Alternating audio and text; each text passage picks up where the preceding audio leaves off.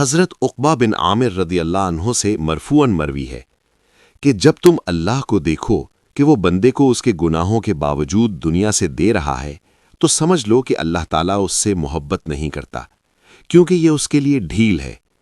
پھر یہ آیت تلاوت کی، پھر جو لوگ ان چیزوں کو بھولے رہے جن کی ان کو نصیحت کی جاتی تھی تو ہم نے ان پر ہر چیز کے دروازے کشادہ کر دیے، یہاں تک کہ جب ان چیزوں پر جو کہ ان کو ملی تھیں وہ خوب اترا گئے، ہم نے ان کو دفتن پکڑ لیا، پھر تو وہ بالکل مایوس ہو گئے۔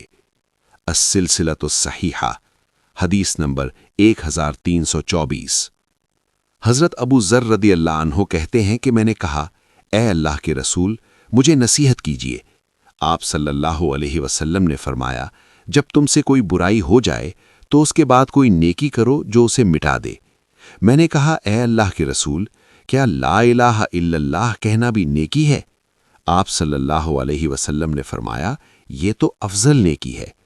السلسلۃ الصحیحہ، حدیث نمبر 1326۔